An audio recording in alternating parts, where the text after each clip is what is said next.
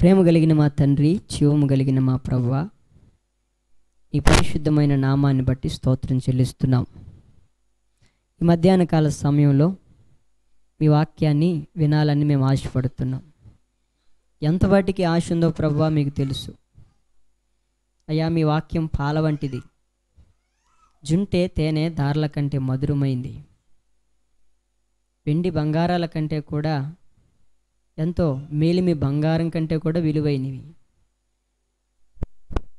వాటిని అర్థం చేసుకున్నట్లు మొదట మా మనోనేత్రాలు తెరవండి.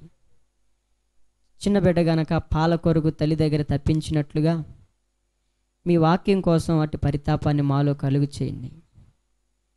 ఆహారం కోసం మేము తన్నుకులాడినట్లుగా పరసంబంధమైన యొక్క ఆహారం కోసం పరితపించేవారిగా మీరు మమ్మల్ని చేయమని అడుగుతున్నాం. ఈరోజు ఎంతవరకు మేము ఆ పాల కొరకు అపేక్షిస్తున్నామో, ఎంతవరకు ఆ తేనెని రుచి చూడాలని అపేక్షిస్తున్నామో, ఎంతవరకు ఆత్మ సంబంధమైన ఆకలి కలిగి పరితపిస్తున్నామో నువ్వు ఎరుగున్నావు ప్రభువా. మేము ఆకలి కలిగి ఉన్నా లేకపోయినా మాకు బలమై ఉన్న దేవుడు కనుక మమ్మల్ని బలపరచడానికి మీ వాక్యాన్ని పాల రూపంలో, బలమైన ఆహారం రూపంలో, తేనె రూపంలో, ఇదిగో ప్రభువా, మేలు మీ బంగారం కంటే కూడా అమూల్యమైన విలువైన సొత్తు రూపంలో మీ వాక్యాన్ని మీరు మాకు అనుగ్రహిస్తున్నారు. గమనించుకోవట్లేదు ప్రభువా, దయచేసి మా మనోనేత్రాలు తెరవండి. మీ వాక్యము చేత మంచి మేము విలువను పొందుకోవటానికి, మీ వాక్యాన్ని బంగారం వలె ధరించుకోవటానికి, వస్త్రం వలె ధరించుకోవటానికి, మీ వాక్యాన్ని భుజించి పానం చేసి ఆత్మీయతలో ఎదిగి మా యొక్క చేష్టలని నాయన మానివేయటానికి, అనేకులకి మాదిరికరంగా ఉండటానికి ప్రభువా ఈ యొక్క దినాన్ని మాకు అనుగ్రహించావు. ఈ దినంలో మీ యొక్క వాక్యాన్ని విని సరిచేయబడి, నేడో రేపు మీరు రాబోతున్నారు, నేడో రేపు మేము కూడా చనిపోబోతున్నాం. ఈ లోపుగానే మీ వాక్యం చేత మమ్మల్ని బుద్ధి కలిగిన కన్యకలుగా సిద్ధపరిచి మీ రాజ్యానికి రాకడికి ఆయత్తపరచుమని యేసు నామములో అడిగి వేడుకుంటున్నాను తండ్రి, ఆమేన్.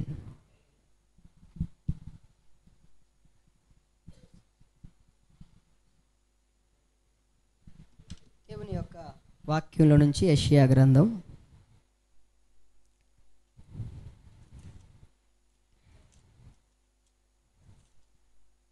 10 నిమిషాలు దేవుని వాక్యాన్ని ధ్యానించుకుందాం. పరిశుద్ధ గ్రంథంలో నుండి యెషయా గ్రంథం 53వ అధ్యాయం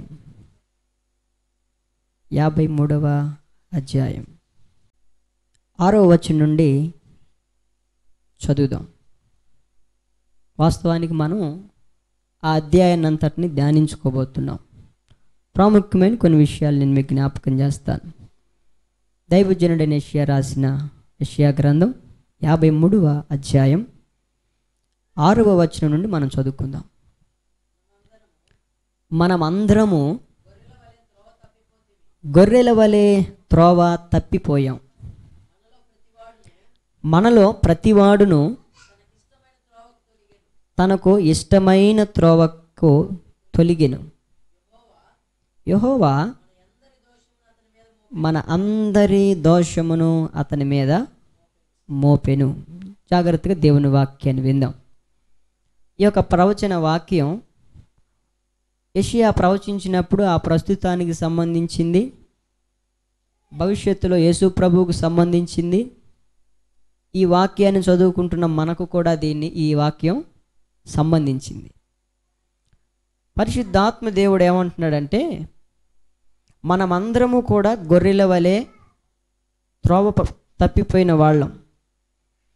మనలో ప్రతివాడు కూడా, సావుకుడు లేదు, విశ్వాసి లేదు, అవిశ్వాసి లేదు, అన్ని జనులు ఏ భేదం లేదు, ప్రతి ఒక్కడు కూడా గొర్రెల వలె త్రోవ తప్పిపోయారు. ప్రతివాడు తనకిష్టమైన త్రోవలో తొలగిపోయాడు.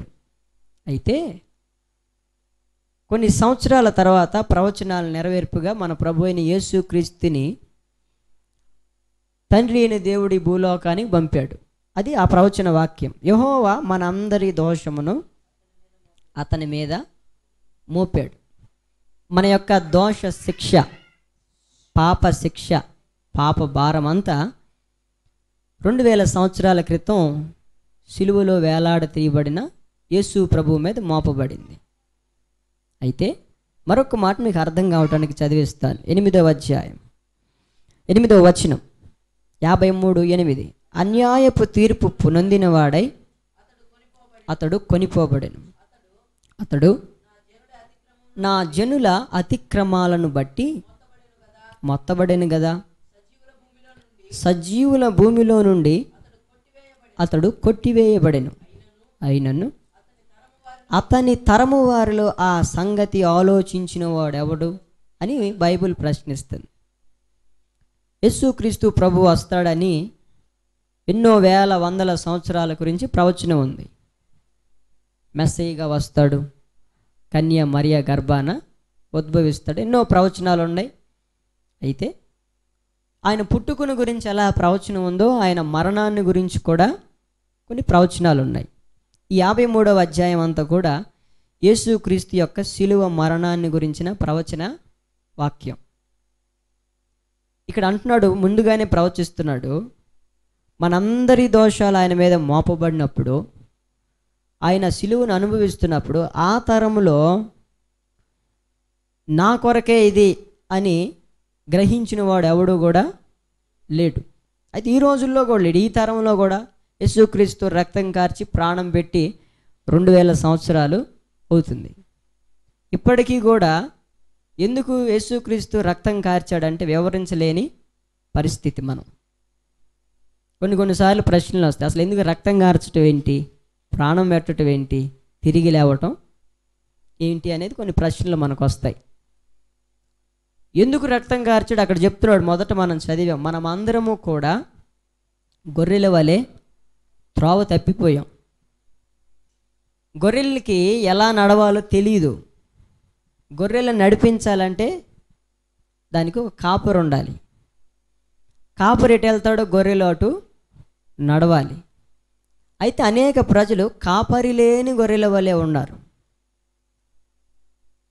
కాపరి లేని గొర్రెలను చూసి ఆయన కనికరపడి ఆయనే మనకు ప్రధాన కాపరిగా మారాడు. దేవునికి స్తోత్రం, హల్లెలూయా. గొర్రెల కాపరి తన గొర్రెల కొరకు తన ప్రాణాన్ని సైతం పెడతాడంట. దేవునికి మహిమ కలుగును గాక, హల్లెలూయా. తప్పిపోతున్న, పాడైపోతున్న, క్రూర మృగాల నోటికి చిక్కబడి నాశనమైపోతున్న మన కొరకు ఆయన ఏం చేశాడు, తన ప్రాణాలని పెట్టి మనల్ని రక్షించుకుని సమాధిలోనే ఉండకుండా 3వ దినం తిరిగి లేచాడు. పునరుద్ధానుడై తిరిగి లేచాడు. మనల్ని అనాథలుగా విడిచిపెట్టడం ఆయనకి ఇష్టం లేదు కనుక 3వ దినం తిరిగి లేచాడు. ఎందుకు ఆ విధంగా చేశాడంటే తన గొర్రెల కొరకు ఆయన తన ప్రాణాన్ని పూర్తిగా పెట్టాడు. ఎవరు ఆ గొర్రెలు? మనమే. త్రోవ తప్పిపోయిన మనందరి అతిక్రమాలని ప్రతి ఒక్కడూ కూడా అనుభవించడం ఆయనకి ఇష్టం లేక మన అందరి యొక్క శిక్షని సిలువలో యేసుక్రీస్తు ప్రభు భరించాడు. అయితే అంతకు ముందల తరంలోనే కానీ ఈ తరంలోనే కానీ దాని గురించి ఆలోచించిన వాడు ఎవడు కూడా మీకు అర్థమయ్యేటట్టు చెప్తాను. ఈరోజు మనం ఇంత సంతోషంగా ఉండటానికి, ఈరోజుకు కూడా ఆయురారోగ్యాలు కలిగి ఉండటానికి గల కారణం ఒకటే. యేసు ప్రభు మన రోగాలని, మన పాపాన్ని, మన శాపాన్ని, సమస్తాన్ని 2000 సంవత్సరాల క్రితం సిలువలో చెల్లించాడు. కాబట్టి మనకి ఇన్ని రోజులు, సంవత్సరాలు అనర్హులమైన, అయోగ్యులమైన మనకి ఇటు భాగ్యం దొరికింది. అయితే దీన్ని ఆలోచించేవాడు ఎవడు లేడంట. ఆయన సిలువను బట్టి, ఆయన సిలువ ద్వారా, ఆయన త్యాగము ద్వారా, ఆయన నా కొరకు బలైపోవటం ద్వారా నేను ఈరోజు ఈ సంతోషాన్ని అనుభవిస్తున్నానని దినములో ఆయన సిలువను జ్ఞాపకం చేసుకునేవాడు ఎవడు లేడు.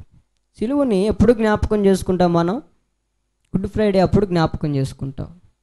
లేదు అంటే బల్లారాధన ఇచ్చేటప్పుడు జ్ఞాపకం చేసుకుంటాం, అంతే కదా. అయితే సిలువను మన జీవితాంతం కూడా ప్రతి దినము జ్ఞాపకం చేసుకోవాల్సిన ప్రాముఖ్యమైనది ఆయన యొక్క త్యాగం. మీకు అర్థమయ్యేటట్టు చెప్తాను. ఇప్పుడు ఒక ఆదివారం, ఎన్నో కోళ్ళని ఏం చేస్తారు, చంపేసి కోసేస్తారు. కోసేసి విభజించిన తర్వాత కూర వండుతారు.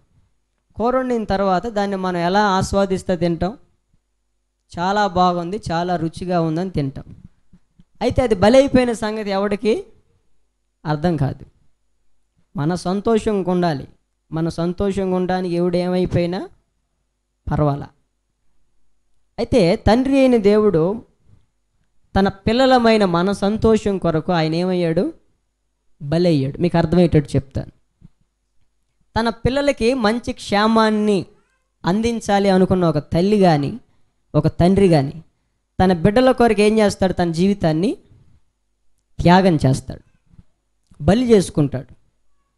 నాకు ఎటుగుడి చదువు సంధ్య లేదు, నాకు ఎటుగుడి మంచి భవిష్యత్తు లేదు, నేను ఎటుగుడి మారలేకపోయాను, నా పిల్లలైనా సరిగ్గా ఉండాలి అని ఒక నిర్ణయం తీసుకుంటుంది. లేదనుకోండి, అడుక్కు తినైనా సరే నా పిల్లల్ని నేను పోషించుకుంటా. లేదా ఇంకొక మార్గం, నన్ను నేను అమ్ముకునైనా కానీ, నా దగ్గర ఉన్నదాన్ని అమ్ముకునైనా కానీ నా బిడ్డలకి నేనేమి తక్కువ చేయను. నేను చనిపోయినా సరే నా బిడ్డలు చాలా క్షేమంగా సంతోషంగా ఉండాలి. దాని కొరకు ఒక తల్లి ఒక తండ్రి ఏమైపోవటానికైనా సిద్ధపడతారు. దేవునికి స్తోత్రం, హల్లెలూయా. దానిలో ఏముంది మూల కారణం అంటే ప్రేమ. ఒక తల్లిగా ఒక తండ్రిగా మరి నీ బిడ్డల కోసం 9 నెలలు మోసిన వాడి కోసం, వాడు ఎట్లాంటి వాడైనా సరే, వాడు ఎంత పనికి మాలినోడైనా సరే, వాడు ఎంత మాట విననివాడైనా సరే, ఏం చేస్తుంది తల్లి తండ్రి, తన కొరకు కాస్త ఆస్తిని సమకూర్చిద్ది. పనికి మాలిన వాడని వాడికి రాయకుండా చచ్చిద్దా? ఆయనకి రాయకుండా చేస్తాడా? ఎప్పుడైనా కొడుకు కొడుకే, సొంత కొడుకు సొంత కొడుకే. బయట వాళ్ళు బయట వాళ్ళే. బయట వాళ్ళకి మనం ఆస్తి రాయమే, సొంత బిడ్డలకు పెట్టుకున్నట్టు ఇంకొకళ్ళకి పెట్టమే, అవునా? అలాగే మనం ఆరాధిస్తున్న దేవుడు కూడా మనకి పరలోకపు తండ్రి, మన ఆత్మలకి తండ్రి. మనం సంతోషంగా ఉండటానికి ఆయన ఏమైనా చేస్తాడు. అది 2000 సంవత్సరాల క్రితమే చేశాడు. ఉదాహరణకి ఆదికాండం గ్రంథం 1వ అధ్యాయంలో మనం చదువుకుంటే మనిషిని 6వ దినం చేశాడు. మొదటి 5 దినాల్లో ఆదాముకి అవ్వకి తినటానికి ఉండటానికి ప్రతి దానిని కూడా మొదట ఏర్పాటు చేశాడు. తూర్పుని ఏదోనులో తోట వేసాడా? తోటలో చెట్లను వేసాడా? ఆకాశ పక్షులను సృజించాడా? సముద్రాలు, నీళ్లు అన్నీ సృష్టించిన తర్వాత 6వ దినాన మానవుని సృష్టించాడు. ఎందుకంటే తన కుమారుల కొరకు, తన కుమార్తెల కొరకు, సంతోషం కొరకు ఆయన సమస్తాన్ని ముందుగానే సమకూరుస్తాడు. దేవునికి స్తోత్రం, హల్లెలూయా. అంత ప్రేమ కలిగిన దేవుడు. నీవన్నా నేనన్నా ఆయనకంత ప్రేమ. ఇప్పుడు గర్భములో ఉంది ఒక బిడ్డ, తల్లిదండ్రులు మాట్లాడుకుంటారు ఎప్పటి నుంచే, వాడికి ఏమేం బట్టలు కొనాలి, వాడికి ఏమేం బొమ్మలు కొనాలి, మనం ఉన్నట్టుగా మాత్రం వాడు ఉండకూడదు, మనం పెరిగిన వాతావరణాల్లో వాడు పెరగకూడదు, పూర్తి భిన్నంగా ఉండాలి అని గర్భములో ఉన్నప్పుడే నిర్ణయాలు తీసుకుంటారు భూలోక సంబంధమైన తల్లిదండ్రులు. ఈ 9 నెలల్లో లేకపోతే పెళ్ళైన తర్వాత నుంచే మనకు పిల్లలు పుడితే ఎట్లా, మగపిల్లోడు పుడితే ఏంటి, ఆడపిల్లోడు పుడితే ఏంటి, వాడికి ఎంత సమకూర్చాలి ఆస్తి, వాడిని ఎక్కడ చదివించాలి, కొంతమంది ముందలుగానే ప్రీ ప్లాన్ వేసేసుకుంటారు. భూలోక సంబంధమైన మనుషులే అంత జ్ఞానం ఉంటే పరలోక సంబంధమైన దేవుడు జ్ఞానానికి మితి లేనివాడు. దేవునికి స్తోత్రం, హల్లెలూయా. ఆయన మన సంతోషం కోసం ఆయన మన అరచేతుల్లో మనల్ని ఆయన అరచేతుల్లో చెక్కున్నాడు. ఆయన జీవవాయువుని మనకు ఊదాడు. ఆయన మూలముగాను ఆయన ద్వారాగా ఈ లోకంలోనికి మనం వచ్చాం. మరి ఆయనకి ఎంత ప్రేమ ఉంటుంది చెప్పండి నీ భవిష్యత్తు గురించి. అందుకనే నీవు గర్భములో రూపింపబడక మునిపే నేను నిన్ను ఎరిగి తిని నేను నిన్ను ఏర్పరచుకున్నాను అన్నాడు. ఆమేన్, హల్లెలూయా, హల్లెలూయా. నీవు ఈ భూమి మీదకి రాకమునిపే, తల్లి గర్భములోనికి కూడా రాకమునిపే నీ కొరకు ఆయన సిద్ధపరిచాడు. సిద్ధపరిచిన దాన్ని నువ్వు అనుభవించాలని ఆయన యొక్క పరితాపం. ఏ తండ్రి అయినా తన బిడ్డకి సంపాదించేది ఎందుకని? తన కొడుకు అనుభవించాలి, తన కొడుకు తన కళ్ళ ముందల సంతోషంగా ఉండాలి. గనుక ఆయన ఏ పనైనా చేస్తాడు బిడ్డల సంతోషం కోసం. తల్లిదండ్రులు ఏ తప్పుడు పనులైనా చేస్తారు. కారణం వారికి వరకు బలైపోవటం. శరీరాన్ని బలి చేసుకుంటారు, వయసును బలి చేసుకుంటారు, తమ దగ్గర ఉన్న సమయాన్ని బలి చేస్తారు, సమస్తాన్ని కూడా బలి చేస్తారు. ఎవరి కోసం? బిడ్డల కోసం. దానికి వెనకమాల ఉన్న కారణం ఒకటే, ప్రేమ. దేవునికి మహిమ కలుగును గాక. హల్లెలూయా. అయితే దేవునికి కూడా మన మీద ప్రేమ. నేనేమంటానంటే, మనల్ని పుట్టించుకున్న తల్లిదండ్రులకి మన మీద ఎక్కువ ప్రేమ ఉంటుందా? మనల్ని అరచేతుల్లో చెక్కున్నాడే, తల్లి గర్భంలో వేశాడే, ఆయనకి ఎక్కువ ప్రేమ ఉంటుందా? అది మనం తెలుసుకుంటే మనం బాగుపడతాం. అది మనం తెలుసుకున్న రోజున మనం బాగుపడతాం.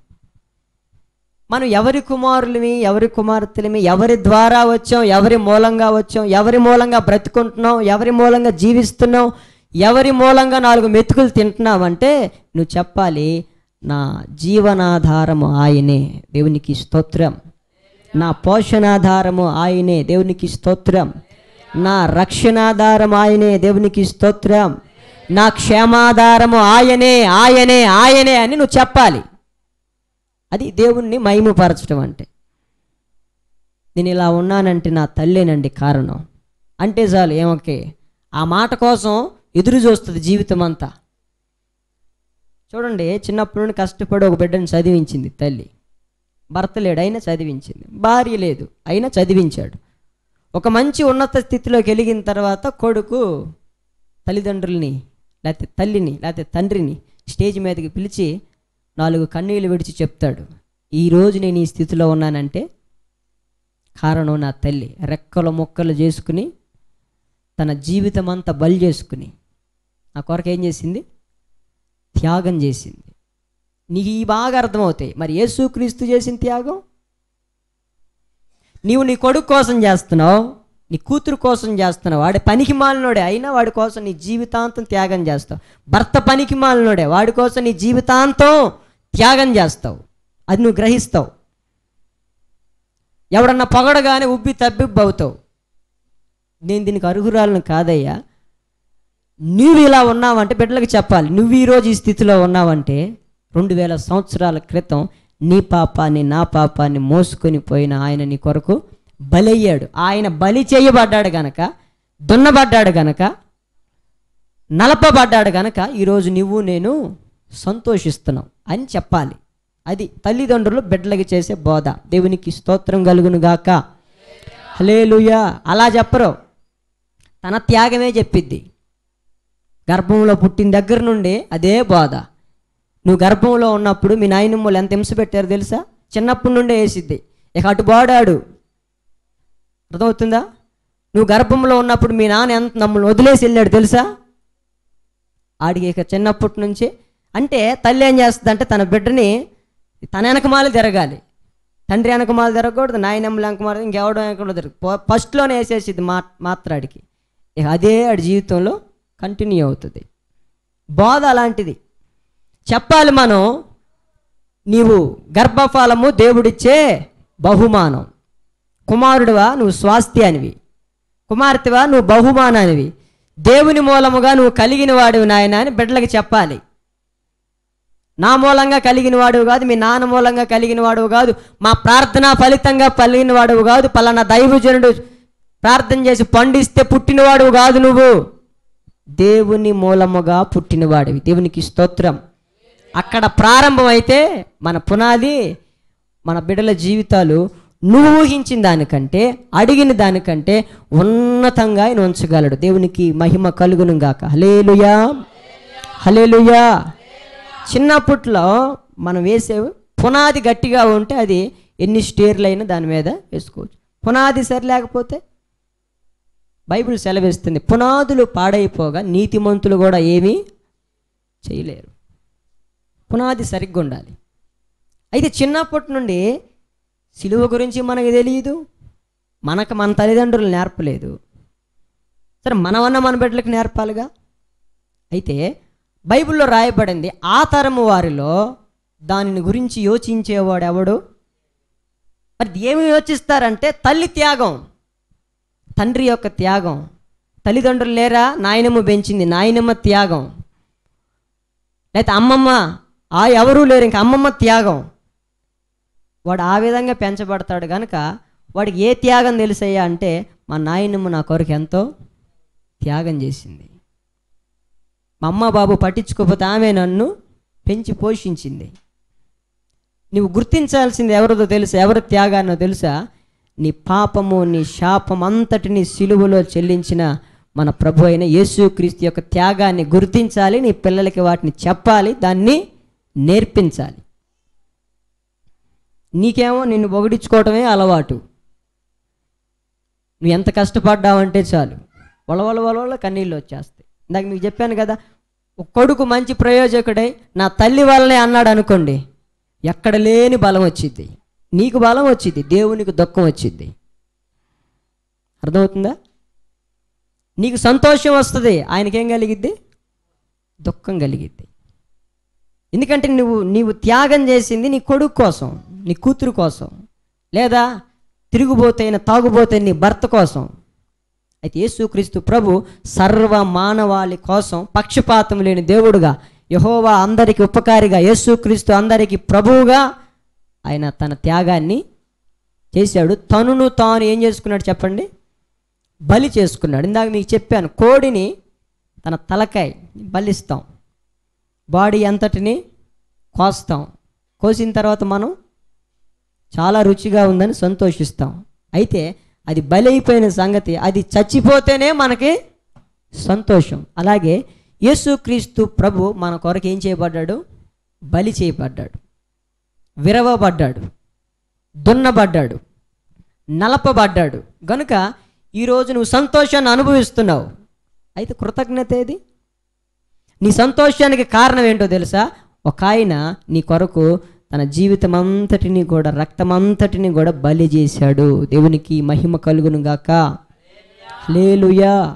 నువ్వు గుర్తించవలసింది తల్లిదండ్రుల త్యాగమే, గుర్తించొద్దని అనట్లే. అయితే అన్నిటికీ మించి దేవునికి మహిమ రావాలి. భక్తులు అన్నారు, మాకు కాదు యెహోవా, మాకు కాదు, నీ కృపాసత్యములను బట్టి నీ నామానికే మహిమ రావాలి, మాకు రాకూడదు. మన బిడ్డలకి చెప్పాలి. యేసుక్రీస్తు ఆ విధంగా మన కొరకు బలి చేయబడ్డాడు. అయితే ఆయన క్రొత్త నిబంధనలో కోరుకునేది ఏంటంటే, యేసుక్రీస్తు యొక్క జననం కానీ, మరణం కానీ, పునరుద్ధానం కానీ ఏదైనా మనకి మాదిరిగా ఉండేటట్లు చేసిల్లాడు. యేసుక్రీస్తు పుట్టాడు. ఎలా పుట్టాడు? ఆత్మ మూలంగా పుట్టాడు. మనకు మాదిరిగా ఏం చెప్పాడు తెలుసా? ఒకడు నీటి మూలముగాను ఆత్మ మూలంగాను తిరిగి జన్మించాలి. యేసు ప్రభు చనిపోయాడు. యేసు ప్రభు చనిపోయిన తర్వాత మనం కూడా మన పాపముల నిమిత్తమై చనిపోయి యేసుక్రీస్తు తిరిగి లేపబడినట్లుగా మనం కూడా లేపబడాలి. నేను సిలువ వేసుకుని చచ్చిపోయానులే, మీరు ఇష్టం వచ్చినట్లు తిరగండి అన్నాడా? నేను సిలువ మోసేనులే, మీరు మోయొద్దు అన్నాడా? ఎవడైనా నన్ను వెంబడింపగోరిన ఎడలా తనను తాను ఉపేక్షించుకుని తన సిలువను ఎత్తుకొని నన్ను వెంబడించాలని చెప్పాడు. ఈ యొక్క బలి కూడా అనేకమైన ఆత్మలను రక్షించాలంటే, నిన్ను బట్టి అనేకులు సంతోషించాలంటే నీ జీవితం ఏమవ్వాలి చెప్పండి? ఇప్పుడు చెప్పండి. బలి చేయబడాలి. దేవునికి మహిమ కలుగును గాక. హల్లెలూయా. యేసుక్రీస్తు తను ఆ విధంగా అప్పగించుకున్నాడు కనుక ఈరోజు అనేకులు సంతోషిస్తున్నాం.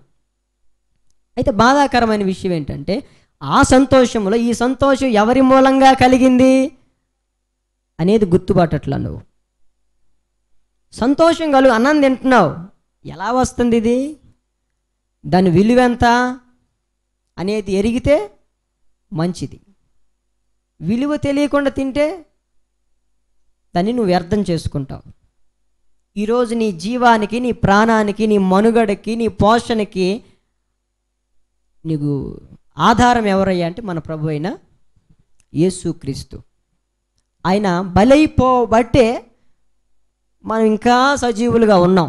లేకపోతే ఎప్పుడో మంటలో పాత నిబంధనల దినాల్లో గనక ఉంటే పాపం చేసిన వాడిని ఏం చేయాలి? వ్యభిచారం చేసిన వాడిని ఏం చేయాలి? రాళ్లతో కొట్టి చంపి పాతేయాలి. అవునా కదా? దేవుని మందిరానికి రానివాడిని ఏం చేయాలి? దేవుని మందిరానికి రాకుండా ఎవడన్నా కట్టెలేరుకుంటా పని చేసుకుంటే అన్ని రాళ్ళతో కొట్టి అక్కడే చంపేయాలి. అలాంటి సిస్టమ్ ఉంటే మనం 4 రోజులు కూడా బ్రతికేవాళ్ళం కాదు. యేసుక్రీస్తు యొక్క శిలువ మరణం ద్వారా ఎన్ని పనికిమాలిన పనులు చేసినా భూమి మీద బ్రతకటానికి, క్షమాపణ పొందటానికి, విమోచన పొందటానికి సమయాన్ని నీకు నాకు పొడిగిస్తున్నాడు ఆయన. దేవునికి స్తోత్రం, హల్లెలూయా. అయితే ప్రభువు కోరుకునేది ఏంటంటే, నేను మీ సంతోషం కోసం నా జీవితం అంతటిని త్యాగం చేశాను. అయితే దాన్ని గ్రహించేవాడు ఎవడు జ్ఞాపకం చేసుకునేవాడు లేడు. ఇప్పుడు అది నీకు అర్థం కావాలంటే నీ కొడుకును బాగా త్యాగం చేసి, నీ జీవితం అంతా సమర్పించి, నీ కొడుకుకే నీ కూతురికే అంకితం చేసి పెంచుతావు. పెంచిన తర్వాత వాడు నీ పేరు చెప్పలేదు అనుకో, రేపు నిన్ను తల్లి అని చెప్పుకోవడానికి కూడా సిగ్గుపడుతున్నాడు అనుకో, అప్పుడు ఆ బాధ ఎలాంటిదో నీకు తెలిసిద్ది. అర్థమైందా నేను చెప్పింది మీకు? యేసు ప్రభు యొక్క బాధ ఇప్పుడు నీకు అర్థం కావాలంటే ఈ వాక్యంలో మాట్లాడుతున్న మాటలు, నీ కొడుకులు, నీ కూతులు, నీ భర్త మంచి ప్రయోజకులై నీవెవరో నాకు తెలియదు అని చెప్పుకునే వాళ్ళు ఉన్నారు. కష్టపడి పెంచిన తల్లిదండ్రులని ఆమె ఎవరో నాకు తెలియదు, మా ఇంట్లో పని మనిషి అని అతను ఉన్నతమైన స్థితిని బట్టి అతను మాట్లాడే సందర్భాలు ఉన్నాయి. అలాంటప్పుడు ఆ తల్లికి తెలిసిద్ది బాధ. అంత చేసాను త్యాగం, ఎంత చేశాను, వీడి కొరకు చేసేది బదులు బయటోడి కొరకు చేస్తే ఎంత బాగుండు అనుకుంటుంది. బయటోడి కొరకు ఎందుకు చేసిద్ది?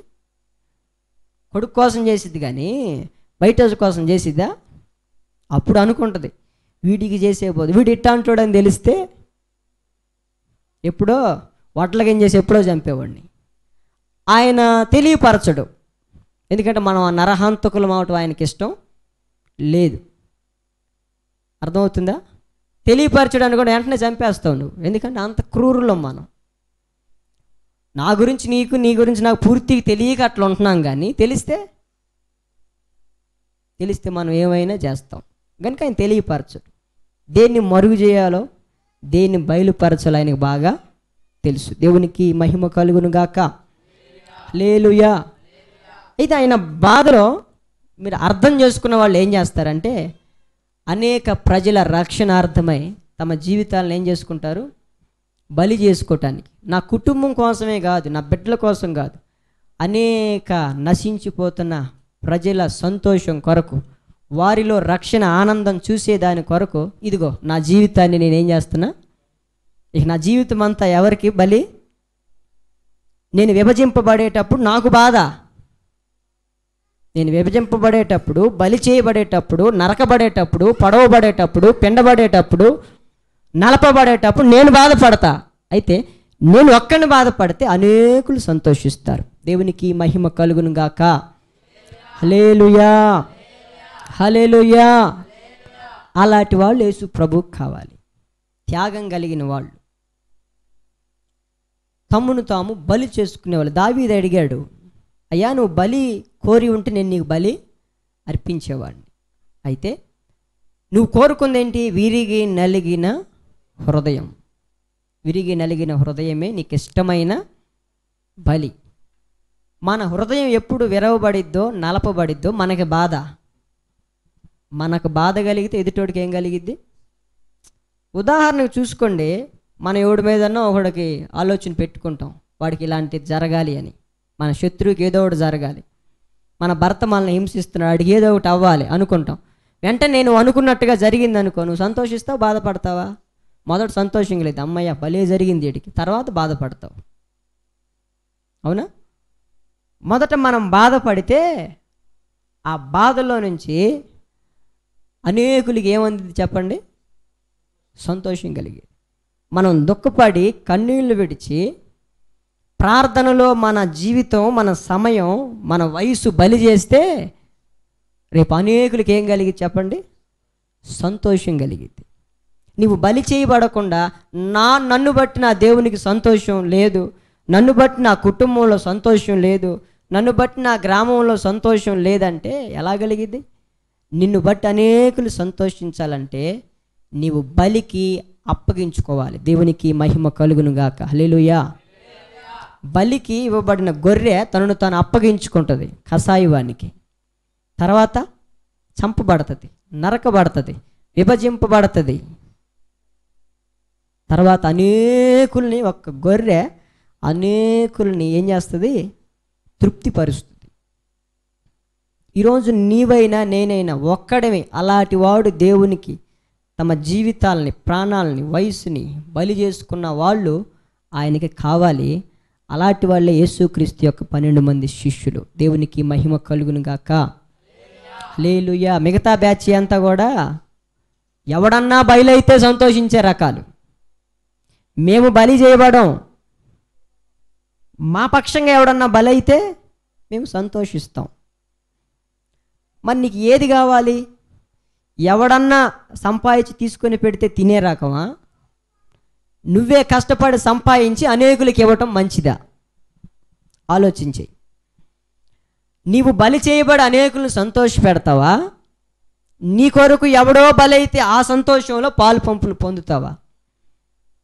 యేసుక్రీస్తు బలైపోయాడులే, ఆ సంతోషం నాకు చాలనుకుంటావా? అలాగే నేను బలైపోతే నా కుటుంబం, నా గ్రామం నన్ను బట్టి అనేకులు సంతోషిస్తారు కనుక నేను ప్రతిదాన్ని మరి విభజింపబడతాను, దున్నబడతాను, చేల్చబడతానని ఇష్టపడతావా? దేవుడు ఎలాంటి వాళ్ళని కోరుకుంటాడు చెప్పండి? తెగింపు కలిగిన వాళ్ళు కావాలి. ఆయన పేరు సైన్యములకు అధిపతియగు యెహోవా. దేవునికి స్తోత్రం. హల్లెలూయా. ఆయనకి సైన్యం కావాలి. సైనికుడు ఎలా ఉంటాడు చెప్పండి? ఆర్మీలోకి వెళ్ళినాడు భార్యా బిడ్డలను తీసుకెళ్ళి, తల్లిని తీసుకెళ్ళి, అందరిని తీసుకెళ్ళి చూపిడి దూరుకుంటారా? ఒక రూల్స్ ఉంటాయి వాళ్ళకి. ఏం రూల్స్ ఉంటాయి? చెప్పినట్టు కటింగ్ వేయించుకోవాలి, చెప్పిన యూనిఫామ్ వేసుకోవాలి, చెప్పిన బూట్లు వేసుకోవాలి, చెప్పిన బెల్ట్ పెట్టుకోవాలి, భార్యకి దూరంగా ఉండాలి, కుటుంబానికి దూరంగా ఉండాలి, సరిహద్దుల్లో సరైన వసతులు ఉండవు అక్కడ కాపలా కాయటానికి. వీటన్నిటికీ సిద్ధపడిన వాడు దేశం కోసం తన ప్రాణాలను అర్పించడానికి తన జీవితాన్ని బలి చేసుకుంటాడు, యవ్వన జీవితాన్ని. దేవునికి మహిమ కలుగును గాక. హల్లెలూయా. దేనికోసం అతను బలి చేసుకుంటున్నాడు చెప్పండి? తన కుటుంబం సంతోషిస్తుంది.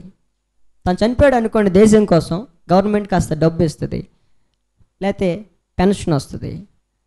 నేను బలైపోయినా నా తల్లి, నా తండ్రి, నా భార్య, నా బిడ్డల్ని గవర్నమెంట్ ఏం చేస్తుంది? పోషిస్తుంది. గనుక నేను ఒక్కడిని బలైపోతే నా కుటుంబం అంతా కూడా సంతోషిస్తుంది. దేని కొరకు సమర్పించుకుంటాడు అతను? దేశం కోసం ప్రాణాలు అర్పించడానికి. అవునా? ఇంకొంతమంది ఉంటారు, ఉగ్రవాదులకు అప్పగించుకుంటారు. నువ్వు చచ్చిపోతే నీకు ₹1,00,00,000 ఇస్తాం, నీకు ఎటుగుడి రోగం ఉంది కదా, నీ జీవితం అంతా కూర్చుని కష్టపడి సంపాదించిన ఇంత డబ్బు రాదు, మీ వాళ్ళకి ఇవ్వలేవు. డబ్బు సంపాదించాలనే యోచన ఉంది కనుక నువ్వు చచ్చిపో, బాంబు పెట్టుకుని చచ్చిపోతే నీ శరీరం ఏమైపోద్ది? చిందరబందర అయిపోద్ది, రక్తపు మొదలు విసిరివేయబడతాయి, నువ్వు చేస్తావు, పోతే ఒకడవే. అయితే నీ కుటుంబానికి ₹1,00,00,000 అందుతాయి. మరి ఏది కావాలి? నువ్వు కుటుంబ క్షేమాన్ని కోరుకునేవాడు కనుక నీ కుటుంబం కోసం నువ్వు చచ్చిపో అనగానే వాడు ఏం చేస్తాడు? బాంబు పెట్టుకుంటాడు, ప్రజల మధ్యలోకి వెళ్తాడు, ఆడు చేస్తాడు, కొంతమందిని చంపుతాడు. వాడిని చంపినందుకు వాడికి జీతం ఏంటంటే కుటుంబానికి కొన్ని ₹1,00,00,000 వస్తాయి. డబ్బు కోసం తమ జీవితాలను బలి చేసుకునే వాళ్ళు ఉన్నారు. డబ్బులు కావాలి, ఏం చేయాలి? ఏ మార్గం లేదు, శరీరం ఉంది, దాన్ని అమ్ముకోవాలి, అమ్ముకుంటే డబ్బులు వస్తాయి. డబ్బుల కోసం తన శరీరం ఏమైపోతుంది? బలి చేయబడుతుంది. అక్కడ ఇష్టం లేదు కానీ డబ్బులు కావాలంటే నీ శరీరాన్ని అక్కడ పణంగా పెట్టాలి. నీకు బాధ, వాడికి సంతోషం, తర్వాత నీకు డబ్బులు. జీవితాలని త్యాగాలు చేసే వాళ్ళు రకరకాలుగా ఉన్నారు. డబ్బుల కోసం, కుటుంబం కోసం, బిడ్డల కోసం రకరకాల త్యాగాలు మనం చూస్తాం. ప్రజల కోసం నక్సలైట్లు ఉన్నారు, పేదల కోసం పోరాడుతున్నారని మనకు తెలుసు. వాళ్ళకి సరైన నివాసం ఉండదు, తిండి ఉండదు, దిక్కుమాలని జీవితం జీవిస్తారు. ఏంటయ్యా బాబు అంటే పేదలకి న్యాయం పూర్వకాలం నుండి చేస్తున్నారు, ఎవడికి సరిగ్గా న్యాయం జరగదు. ప్రాణాలు పోతమైతే అవుతున్నాయి. వాడి జీవితాన్ని సమర్పించుకుంటాడు. నేను నా బ్రతుకు దినములు అంటే నేను నక్సలైట్ కొంటా, ఈ అన్యాయాన్ని నేను చూడలేను, ఈ అరాచకాన్ని చూడలేను, చస్తే నేనన్నా చేస్తా, లేకపోతే వాడినన్నా చంపుతా. ఆన్లైన్లో బతిమలాడేంత ఓపిక, సహనం, నిరీక్షణ నాకు లేదు. కనుక నా జీవితం ఇప్పుడు దేనికి? నక్సలిజానికి బలిస్తున్నా, నేను సమర్పించుకుంటున్నా, అప్పగించుకుంటున్నా. అలాగే దేవునికి కూడా తమ్మును తాము అప్పగించుకున్న వాళ్ళు ఉన్నారు. వివాహం లేకుండా అప్పగించుకున్న వాళ్ళు ఉన్నారు. వివాహమైన తర్వాత ఈ పిల్లలు మాకు వద్దయ్యా, ఆ పిల్లలే మా పిల్లలు అనుకున్న వాళ్ళు కూడా ఉన్నారు. తెలుసా? ఒక్కొక్కరు ఒక్కొక్క విధంగా అనేకమైన ప్రజలలో రక్షణ ఆనందాన్ని కలుగు చేయటానికి యెహోవా అందరికి ఉపకారి, పక్షపాతం లేనివాడు కనుక ఆయన ప్రజలు కూడా తన కుటుంబం కోసం కాదు. ఇప్పుడు సేవ చేసేవాళ్ళు ఉన్నారు, వాళ్ళ కుటుంబం వాళ్ళు ఏమైపోయినా వాళ్ళకి ఇష్టం ఉన్నా ఇష్టం లేనా బయటకు వస్తారు. అవునా?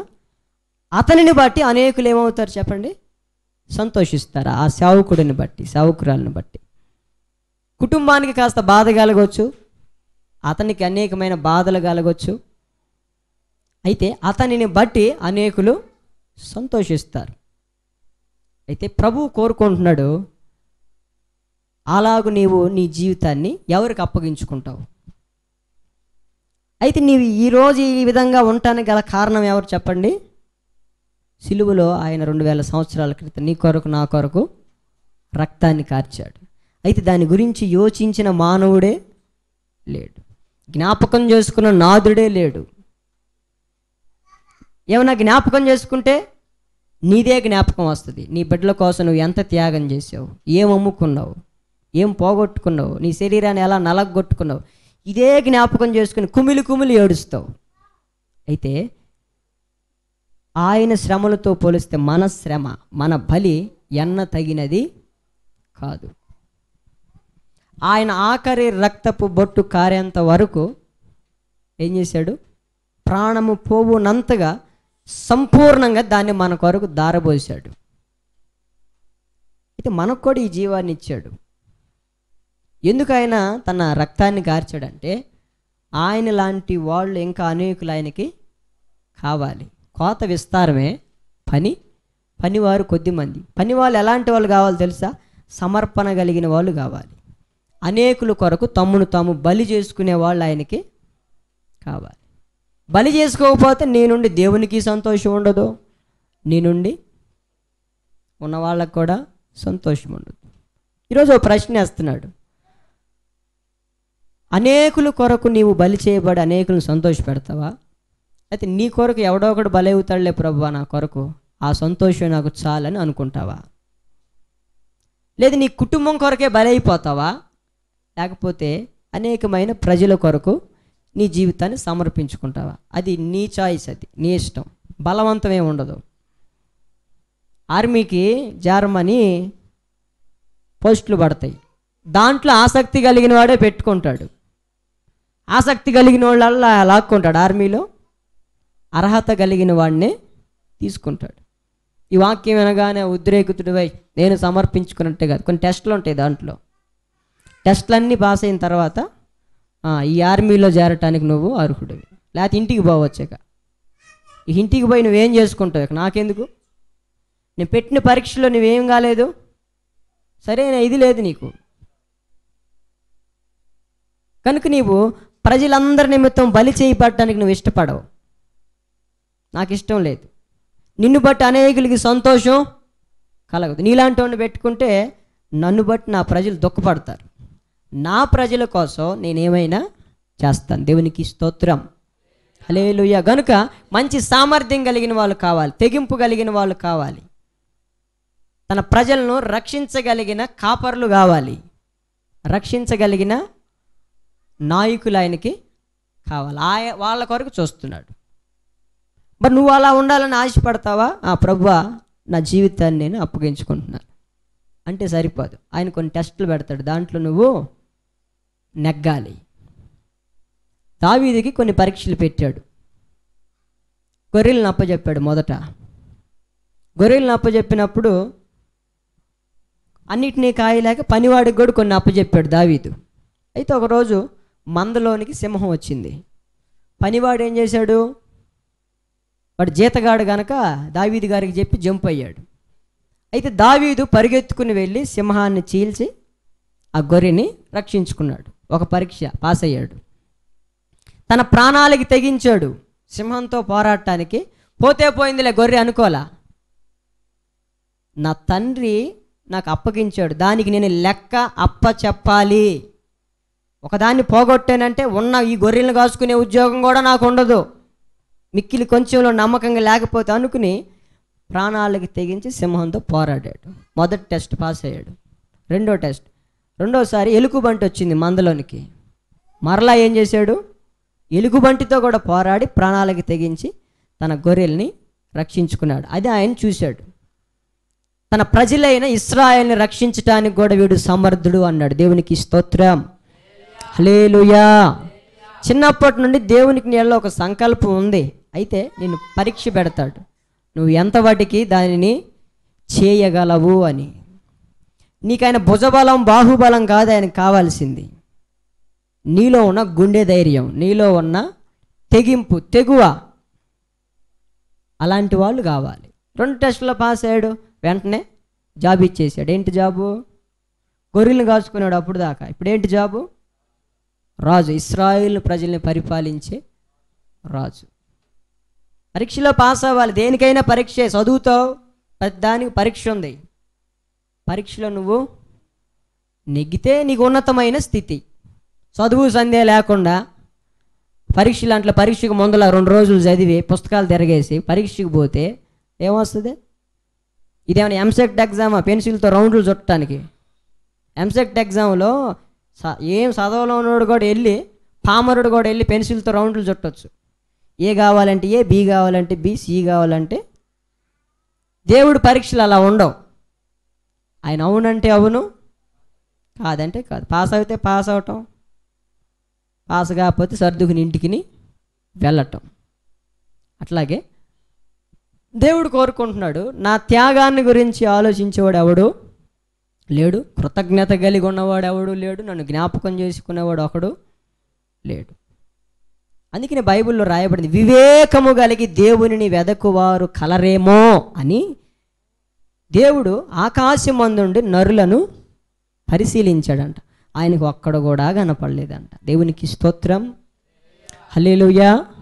వివేకము ఏంటా? వివేకం అంటే నా కొరకు తన ప్రాణమంతా దారబోసిన దేవుడు ఒక ఆయన ఉన్నాడు, ఆయన్ని బట్టే నేను ఇలా ఉన్నాను, ఆయన కృపే అని వివేకం కలిగి ఆలోచించేవాడు ఎవడు? ప్రతిదానికి నీకేం గుర్తొస్తుంది? కష్టపడి చదివానండి, నేను కష్టపడి పనిచేసి సంపాదించాను, రెక్కలు ముక్కలు చేసుకుని ఇంత జీతం నుండి ఉద్యోగం చేశాను, ఇప్పుడు ఎంత జీతం అయింది, ఎంత కష్టపడ్డాను తెలుసా? పరిచర్యలు నేను ఎన్ని కష్టాలు అనుభవించాను తెలుసా? కష్టాలు అన్నిటికీ ఉంటాయి, దాన్ని ప్రత్యేకం చెప్పాల్సిన పనే ఉంది. కష్టాలు ఎవడైనా పైకి రావాలంటే కష్టపడాలి, అవునా? ప్రతి ఒక్కరు చెప్తారు మనకి, సేవకులు, మేము అంత కష్టపడ్డాం, ఎంత కష్టం లేకుండా మరి ఎట్లుంటుంది? అవన్నీ కావాలనేగా వచ్చావు సిద్ధపడి. కష్టాలు అనుకోండి ఎలా ఉంటాయి? దాని గురించి గుర్తు చేసుకుంటూ ఉంటారు. నువ్వు గుర్తు చేసుకోవాల్సిన నీ కష్టం కాదు, గుర్తు చేసుకోవాలని దాటి వచ్చిన నీ శ్రమలను కాదు, నీకు జీవాన్ని ప్రాణాన్ని సమస్తానికి మూలాధారమై ఉన్నాడే ఆయన ఏం చేయాలి? నువ్వు అనుదినము ఆయన సిలువను నువ్వు జ్ఞాపకం చేసుకోవాలి. నిన్ను బట్టే కదా ప్రభువా నాకు ఈ జీవితం, నిన్ను బట్టేగా నాకు ఈ క్షమాపణ, నిన్ను బట్టేగా నాకు ఈ కృప దొరికింది, నిన్ను బట్టేగా నాకు ఈ సంపూర్ణ విమోచన దొరికింది, నిన్ను బట్టేగా నాకు ఈ పరిచర్య దొరికింది. లేకపోతే నాకు అర్హున్నా నేను. ఆ కోణంలో రావాలి, ఆ కోణంలో మన ప్రార్థన ఉండాలి. తల్లిదండ్రులు ఇంకా మిగతా వాళ్ళే గనక సహాయం చేయకపోతే నేను ఇలా ఉండేదాన్ని కాదు అని చెప్తారు కొంతమంది. వాళ్ళే కనుక ఆ రోజు నాకు 100 రూపాయలు ఇవ్వకపోతే నేను ఆ ఉద్యోగంలోనికి చేరేవాడిని కాదు. ఈమె కూడా చెప్పిద్ది, ఆమె కాబట్టి 100 రూపాయలు ఇచ్చింది, ఆమె కనుక 100 రూపాయలు ఇవ్వకపోతే నేను ఈ ఉద్యోగం. దేవుడి ప్రస్తావన రాదు ఆ మనిషి మీద. ఈమెకి గాలి కొట్టడం, ఆమెకి గాలి కొట్టడం. అర్థమవుతుందా? దేవుడు అలాంటి దాన్ని చూసి ఏం చేస్తాడు? ఇందాకే చెప్పాను మీకు, మీ కొడుకులు మీ కూతుళ్ళు మంచి ప్రయోజకులైన తర్వాత నేను ఏమైనా తల్లి తండ్రి అని చెప్పడానికి సిగ్గుపడతారే, అప్పుడు తెలుస్తుంది ఆ బాధ నీకు. దేవుడి మీద మనం తిరగబడింది మనకు ఎప్పుడు తెలిసిందంటే మన పిల్లలు మన మీద తిరగబడినప్పుడు తెలుస్తుంది. ఏదైనా అనుభవం. అందుకని అంటున్నాడు, వివేకము కలిగి నన్ను జ్ఞాపకం పెట్టుకునేవాడు, పరిశీలన చేసేవాడు ఎవడు? త్యాగాన్ని అర్థం చేసుకునేవాళ్ళు లేరు. నీకు తల్లి చిన్నప్పటి నుండి విన్న బోధ అది గనక నీకు తల్లి యొక్క ప్రయాస అంటే నీకు మహా ప్రేమ. ఆ తల్లి ఎంత కష్టపడిందో తెలుసా అండి? నాకు ఈ వాక్యం తెలుసు కనుక బాధేస్తుంది. ఏం చేస్తాం? వాక్యం చెప్తాం, అంతకుమించి మనం ఏం చేయలేంగా. చెప్పటం బాధ్యత, వింటే వింటాడు, లేకపోతే చెప్తూ ఉంటారు, చరిత్రలు చెప్తూ ఉంటారు. వాళ్ళే గనక లేకపోతే మేము, యేసుప్రభు చెప్తున్నాడు, నాకు వేరుగా ఉండి మీరేమి ఇలా ఉన్నారంటే నాలో ఇప్పుడు మీరు ఉండబట్టి, నా కృపను బట్టి నిలిచున్నారు. కొమ్మలాగా నరికి పడేస్తే మీ బ్రతుకులేంటి?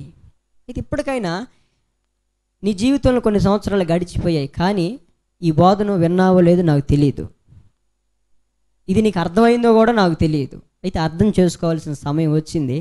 ఆయన త్యాగాన్ని గుర్తించి ఆయన పాదాల మీద పడి, నాకు మూలాధారం నీవే ప్రభువా అని పశ్చాత్తాపడితే, నా కొరకు ఇంత త్యాగం చేసావా, నా కొరకు ఇంత త్యాగం చేసావా అని పశ్చాత్తాపడితే నీలో ఒక నిర్ణయం వస్తుంది, విప్లవాత్మకమైన నిర్ణయం. నేను కూడా నా ప్రజల కొరకు, నీ ప్రజల కొరకు, నా సహోదరుల కొరకు నేను కూడా నా జీవితాన్ని ఏం చేస్తాను? త్యాగం చేస్తాను. ఇన్ని రోజులు దానికి దీనికి త్యాగం చేశా, దానికి దీనికి అమ్ముకున్నా. అయితే ఇది మొదలుకొని నా జీవితం నీకే అంకితం అని ఒక నిర్ణయం వస్తుంది.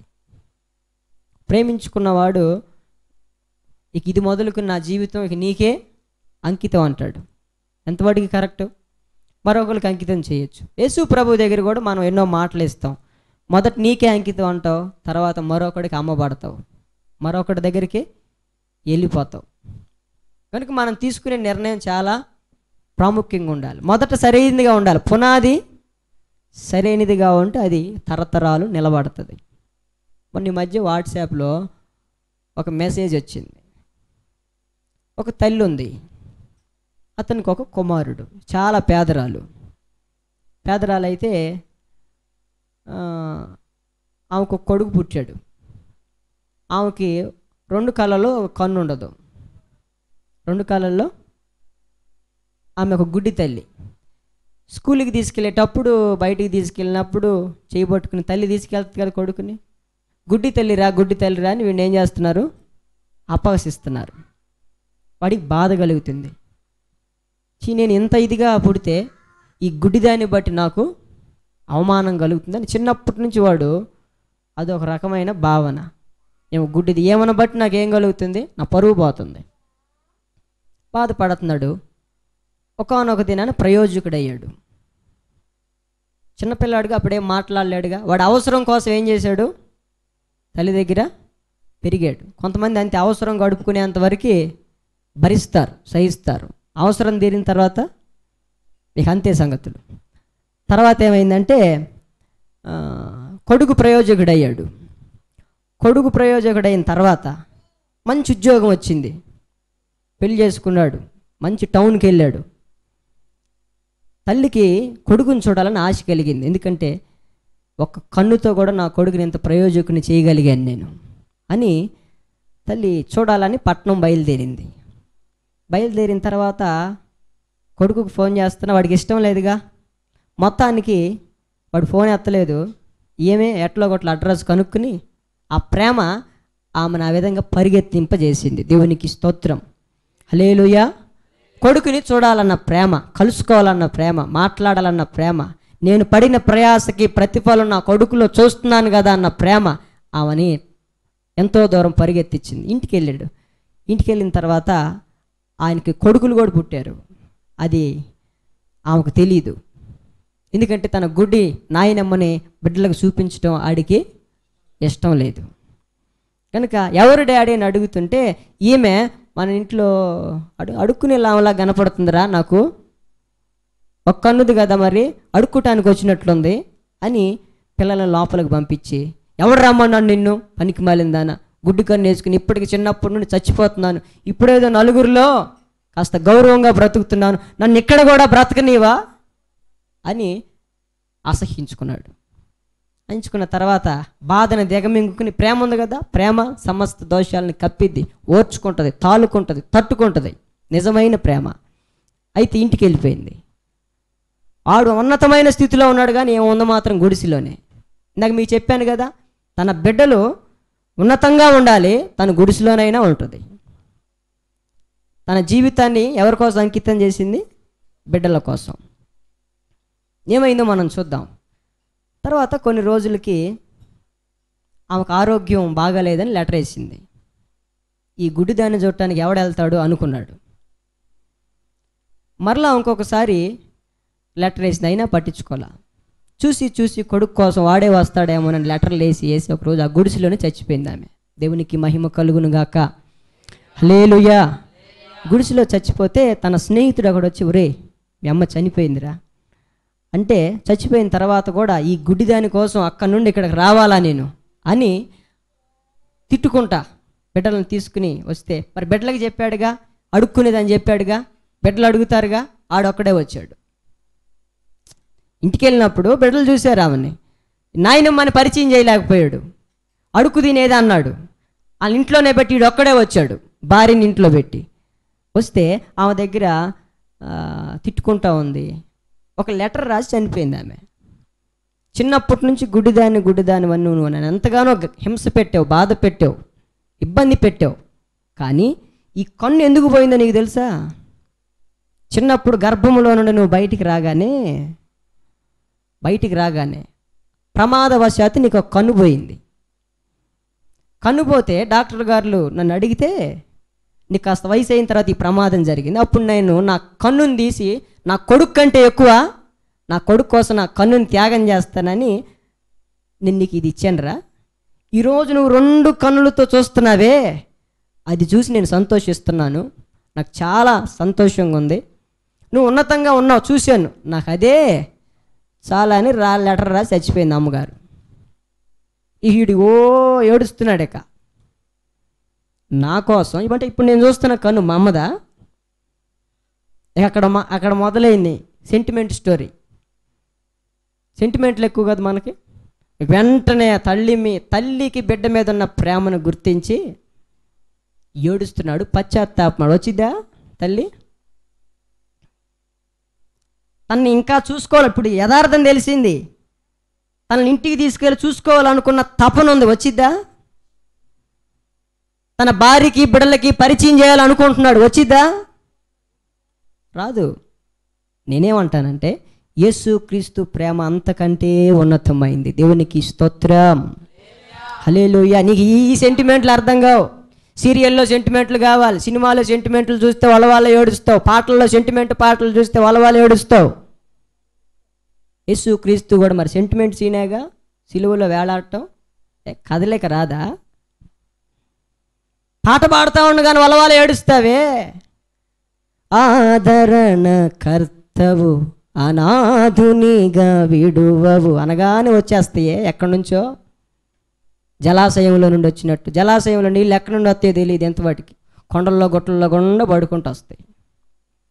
ఆదరణ లేని వేళలలో యేసయ్యా ఆదుకొంటివా అనగానే గుర్తొస్తాయి. పాట పాడినప్పుడు కాదు, ఆయన సిలువను చూసి నీ జీవితం చెలించిపోయి నీ జీవితాన్ని ఆయనకు సమర్పించుకోవాలి. అది నిజమైన కృతజ్ఞత. దేవునికి స్తోత్రం. హల్లెలూయా, హల్లెలూయా. అయితే ఆ కుమారుడు తల్లి కోసం పరితపిస్తున్నాడు, ఆమె చచ్చిపోయింది. ఆ విధంగా యేసుక్రీస్తు కోసం నువ్వు పరితపిస్తే ఆయన నిన్న నేడు నిరంతరము సర్వయుగములలో ఆయన సజీవుడు. దేవునికి స్తోత్రం. హల్లెలూయా. ఆయన కొరకు నువ్వు అంతగా అంగలార్చి ఏడిస్తే ఆయన ఎదుట ఏమవుతాడు? ప్రత్యక్షమవుతాడు. అప్పుడు నువ్వు ఎంతగా ఘనపరుస్తావో, కొనియాడతావో, ఎంత ఉన్నతంగా ఆయన ఆరాధిస్తావో అది నీ ఇష్టం. ఆ తల్లి రాదుగా. అది లోక సంబంధమైన వాళ్ళ ప్రేమను గురించిన పరితాపన అలా ఉంటుంది. అయితే యేసుక్రీస్తు మన కొరకు చనిపోయాడు, తిరిగి లేచాడు. ఆ తల్లి ఎట్లా లేఖ రాసిందో యేసు ప్రభువు కూడా ఈ లేఖ మనకు రాస్తున్నాడు. ఈరోజు నువ్వు ఈ విధంగా ఉండటానికి కారణం నేనే. నేను అలా నలగొట్టబడ్డాను కనుకనే, నాకు సిలువలో వస్త్రాలు లేవు కనుకనే నిండా వస్త్రం వేసుకుంటున్నావు ఇప్పుడు నువ్వు. అర్థమవుతుందా? నేను దరిద్రతను అనుభవించాను గనకనే నువ్వు 4 మెతుకులు తినగలుగుతున్నావు. అర్థమవుతుందండి మీకు? ప్రతి దానిని ఆయన శిరస్సు నుండి కాలి అరిపాదాల వరకు ధ్యానం చేయి. ప్రతిదీ కూడా నీకేం చేస్తుంది? బోధిస్తుంది. ప్రతిదానికి బోధిస్తుంది. మనకు అయ్యాన్ని ఎందుకు అంత టైం మనం కేటాయిస్తామా? సినిమా చూడటానికో, సీరియల్ చూడటానికో, లేకపోతే పక్కింటోడు చరిత్ర అయిపోద్ది. అప్పుడు మనం చూడం, పక్కన వాళ్ళు చెప్తారు ఆడి చరిత్ర ఇదంటని, అది వినటానికి సమయం కేటాయిస్తావు. మరి ఇవి చూడవు నువ్వు. పరిశుద్ధ గ్రంథములో వేలాడిన రాయబడిన యేసుక్రీస్తుని ఆ ఊసులే నీకు రావు కనుక నీవు దేనికోసం త్యాగం చేయలేవు. ఎవడన్నా త్యాగం చేస్తే, ఇప్పుడు ఎవడన్నా వాక్యం చెబితే వింటావు, నువ్వు చెప్పాలన్న తప్పన ఉండదు. అర్థమవుతుందా? ఇక చెబుతా ఉంటే వింటా ఉంటావు, పెడతా ఉంటే తింటా ఉంటావు. అర్థమవుతుందా? ఎదిగే కొద్ది మనలో ఏం కావాలి? మార్పు రావాలి. బిడ్డల్ని పెంచేది, తర్వాత తమ భుజముల మీద చిన్నప్పుడు ఎక్కించుకునేది, వృద్ధాప్యములో ఆ పిల్లలు తమ భుజముల మీద వారిని ఎక్కించుకోవాలని. అర్థమైందా? చిన్నప్పుడు భుజాల మీద ఎక్కించుకునేది ఎందుకో తెలుసా? వీడిని ఇప్పుడు నేను ఎత్తుకుంటే రేపు ఉన్నతమైన స్థితిలోకి వచ్చి మమ్మల్ని ఇద్దరిని కూడా భుజముల మీద ఎత్తుకుని ఉన్నతంగా మమ్మల్ని చూసుకుంటాడు అని. ఆ ప్రేమ పిల్లల మీద ఉంటుంది, దేవుడి మీద ఉండదు. దేవుడిని ఆ విధంగా నువ్వు పెట్టుకోగలిగితే, ఉన్నతంగా స్తుతించగలిగితే, ఉన్నతంగా జ్ఞాపకం చేసుకోగలిగితే, ఉన్నతంగా ఆరాధించగలిగితే అప్పుడు నీ జీవితం ఎలా ఉంటుందో చెప్పండి. ఆయన నీ పరలోకపు తండ్రి. ఎఫ్రాయిము చేయి పట్టి నడిపించిన వాడను నేనే, ఎండిన అరణ్యంలో స్నేహించిన వాడను నేనే. నేను నీకు పరలోకపు తండ్రిని. నిన్ను అరచేతుల్లో చెక్కున్న పక్షిరాజు వలె నా రెక్కల మీద నేను మోసా, నా భుజాల మీద మోసా. ఎందుకో తెలుసా? ఒకానొక దినం తర్వాత నువ్వు నన్ను ఎత్తి చూపిస్తావని లోకానికి. దేవునికి స్తోత్రం, హల్లెలూయా. ఎత్తి చూపిస్తున్నావా, దించి చూపిస్తున్నావా? ఇప్పుడు దేవుణ్ణి అమ్మా, దేవుణ్ణి ఎత్తి చూపిస్తున్నావా, దించి చూపిస్తున్నావా? ఆలోచించేద్దాం. ఆయన సిలువ చాలా ప్రాముఖ్యమైంది, కానీ ఎవడికి అది అర్థం కాదు. నశించిపోతున్న వాడికి సిలువను గురించిన వార్త వెర్రితనం. నీకు సెంటిమెంట్ వాక్యాలు చెప్పాలి. ఇందాక తల్లి గురించి చెప్పానే, అట్లాంటి ఇంకేమైనా ఉన్నాయా? అట్లాంటివి ఉంటే 2 బొట్లు గారుస్తాం. సిలువను గురించి చెప్తే మాకు రాదు. మాకు రక్తం చూడటం అంటే ఇష్టం, చిందించటం చూడాలంటే మాకు సరదా. అర్థమవుతుందా? మాకేం కావాలి? ప్రేమ కావాలి. యేసు ప్రభు కూడా ప్రేమే చూపించింది సిలువలో. ఫ్యాక్షన్ సినిమా చూపిలా ఏమండి? కత్తులతో పడుచుకుని బాంబులు వేసుకుంటే చిదురులు అయిపోతాయి. ఫ్యాక్షన్ సినిమా కాదండి చూపించింది, ప్రేమను చూపించాడు ఆయన. దేవునికి మహిమ కలుగును గాక, హల్లెలూయా. అయితే దాన్ని గుర్తించేవాడు ఎవడు? ఏ కాడికి నీ త్యాగమే, ఏ కాడికి నీ కుటుంబం కోసమే, నీ భర్త నీ బిడ్డల కోసం. మరి దేవుని పరిచర్య కోసం త్యాగం చేస్తావా నీ జీవితాన్ని? క్రీస్తు శరీరము అనే సంఘం కోసం నీ జీవితాన్ని త్యాగం చేస్తావా? అలాంటి వాళ్ళు కావాలి ఆయనకి. అలాంటి వాళ్ళకి ఒక ప్రత్యేకత ఉంటుంది. ఇండియన్ ఆర్మీలో మామూలుగా ఒక మనిషిని ఇంకొక మనిషిని చంపితే నరహత్య. ఇండియన్ ఆర్మీలో జవాన్ ఒక మనిషిని చంపితే అది హత్యగా చెప్తారా? గన్ను తీసుకుని పాకిస్తాన్ వాడిని చంపుతున్నాడు, అది హత్య కాదా అది? మరి ఆడు ఈయన్ని చంపినా, ఆడిని చంపినా అది హత్య కానే కాదు. ఒకవేళ పాకిస్తాన్ వాళ్ళు ఇండియా వాళ్ళని చంపారనుకో, అది ఏ మరణం అంటారు? వీర మరణం అంటారు. ఒకరిని చంపినా బహుమానమే, వీడు చచ్చిపోయినా బహుమానమే. దేవునికి స్తోత్రం, హల్లెలూయా. అలాగే క్రైస్తవ జీవితంలో క్రైస్తవ సైనికుడుగా, సైన్యములకు అధిపతిగా, యెహోవా సైన్యములో ఒక సైనికుడుగా నువ్వు ఒక ఆత్మని చంపినా నీకు మహిమే. ఆయన కొరకు ఆ యుద్ధంలో నువ్వు చనిపోయినా నీకు మహిమే. మామూలుగా చంపావనుకో తీసుకెళ్ళి లోపలేసి మక్కలు ఎరగొడతారు. అదే దేవుని యొక్క రాజ్యంలోనికి వచ్చి దేవుని వాక్యం అనే ఖడ్గాన్ని చేపట్టి అనేకమైన ప్రజలని నువ్వు చంపితే ఆ దేవుడు ఏం చేస్తాడు? దాన్ని నరహత్యగా ఎంచడు. ఆయన అక్షరము చంపును, ఆత్మ జీవింపచేయనని వాక్యం చెప్తుంది. అనేకుల్ని ప్రభువు కొరకు నువ్వు చంపాలి దేవుని వాక్యం చేత. ఎందుకంటే గోధుమ గింజ సావకపోతే అది మొలకవదు. అనేకులను చంపాలి, అవసరమైతే నువ్వు కూడా చావాలి. బ్రతుకుట క్రీస్తే, చావైతే అది దానికి అర్థం. బ్రతికితే ప్రభు కోసం బ్రతుకుతా. ఇప్పటివరకైతే మనం ఇష్టం వచ్చినట్టు బ్రతికాం, గొర్రెల వలె త్రోవ తప్పిపోయాం, ఎవడికి ఇష్టం వచ్చినట్లుగా నడిచాం. అయితే ఇంకొన్ని దినాలు ఉంది, రేపో మాపో నువ్వో నేను చస్తాం, రేపో మాపో దేవుడు రాకడ వస్తుంది. మరి 4 దినాలన్నా హాస్పిటల్లో చేరే రోగం వచ్చే 4 దినాలన్నా పత్యం చేయి, ఇంటికి క్షేమంగా వస్తావు. అక్కడున్న కూడా పత్యం చేయకపోతే ఎట్లా? ఇంటికి రావు. అక్కడ ఉన్నా కానీ పత్యం చేసి ఇంటికి రావు. కొన్ని రోజులు ఉంటావు, లేకపోతే అక్కడి నుండి ఫ్లైట్ వచ్చింది, ఫ్లైట్ ఎక్కి వెళ్ళిపోతావు అంతే.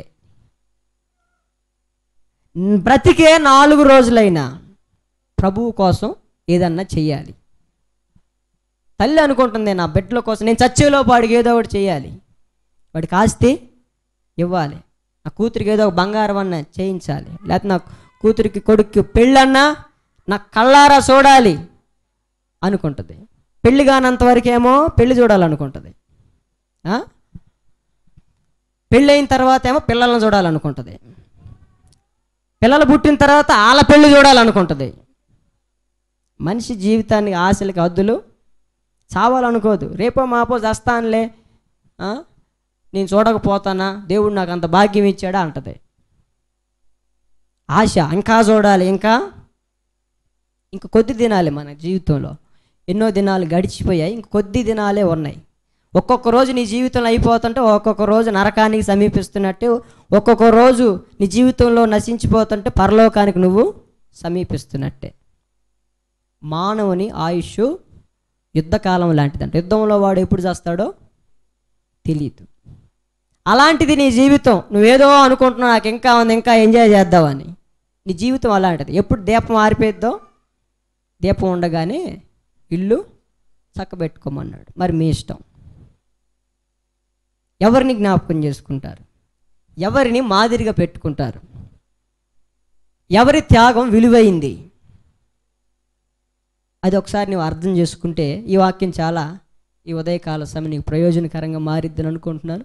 కనుక మోకరించి ప్రతి ఒక్కరం కూడా ప్రార్థన చేద్దాం.